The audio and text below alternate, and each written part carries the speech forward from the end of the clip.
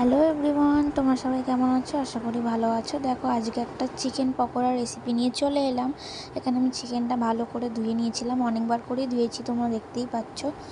আমি একটু হাড় দেওয়া মাংস নিয়েছিলাম, কারণ আমি একটু হাড় খেতে ভালোবাসি। আমার মাও হাড় খেতে ভালোবাসে। কারণ দেখো, পরিষ্কার করে ধুয়ে নিয়েছি। আর আমি ছোটো ছোটো পিস করেছিলাম চিকেন পকোড়ার জন্য। অনেক দিন পরই আজকে চিকেন পকোড়াটা বানালাম।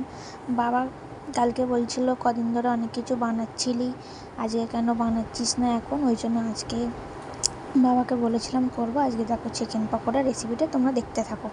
তারপর দেখো, এখানে হলুদ গুঁড়ো দিয়ে দিয়েছিলাম, তারপরে লঙ্কা গুঁড়ো দিয়েছি, তারপর জিরে গুঁড়ো, ধনে গুঁড়ো, চাট মশলা, গোলমরিচ, আদা রসুন বাটা পরিমাণ মতো।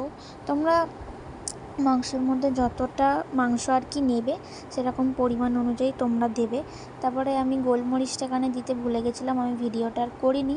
আমি এখানে গোলমরিচটা লাস্টে দিয়েছি। তোমরা যখন করবে তখন গোলমরিচটা এখানে মানে আমি যেখানে সব কিছু মশলাগুলো দিচ্ছি এখানের মধ্যে গোলমরিচটা দিয়ে দেবে। তারপর আদা রসুন বাটা দিয়ে দিয়েছিলাম পরিমাণ মতো। তারপরে স্বাদ অনুযায়ী নুন দিয়েছি। তারপর একটু কালার হওয়ার জন্য কাশ্মীরি লঙ্কা দিয়েছিলাম, আর একটু কাঁচা লঙ্কা কেটে কুচি কুচি করে দিয়েছিলাম। বেশি দিনই লঙ্কাগুলো ভাবলাম ঝাল হবে, তাই জন্য আমি 2টো না 3টে দিয়েছিলাম। তোমরা ঝাল অনুযায়ী তোমরা লঙ্কা গুঁড়ো বা কাঁচা লঙ্কা দিতে পারো। তারপর আমি এখানে পাতিলেবু কেটে পাতিলেবুর রসটা দিয়ে দিয়েছিলাম।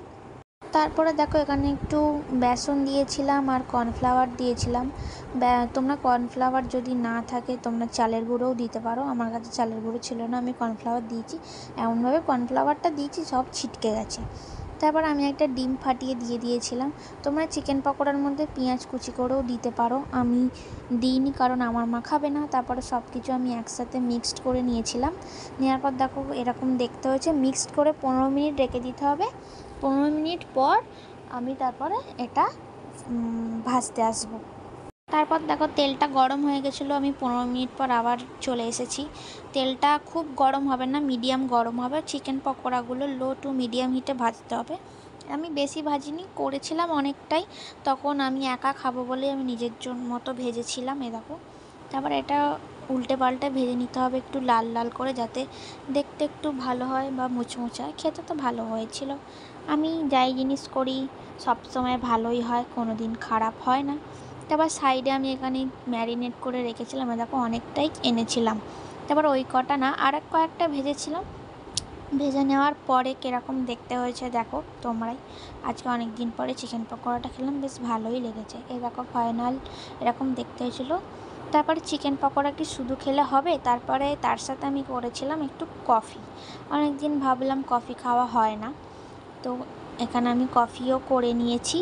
করে নেওয়ার পর সন্ধেবেলা আমি এটাই খেয়ে নিয়েছিলাম। পর এটা খাওয়া অনেকক্ষণ পর বাবা কালকে একটা আইসক্রিম এনেছিল, 2টো এনেছিল, আমি একটা খেয়েছিলাম, একটা রেখে দিয়েছিলাম। এটা আমি তারপরে বের করে খেয়ে নিয়েছি। আইসক্রিম কার না খেতে ভালো লাগে, আমার তো খুব ভালো লাগে। আমি শীতকালেও খেতে ভালোবাসি আর গরমকালেও খাই। তারপরে বাবা দেখি আবার আজকে এই আইসক্রিমটা রাত্রিবেলা নিয়ে এসেছে, আমি বলিনি তাও এনেছে। রাবড়ি কুলফি এনেছিল, এটাও আমার খুব ভালো লাগে। আজকের মতো ভিডিওটা এইটুকু, টাটা।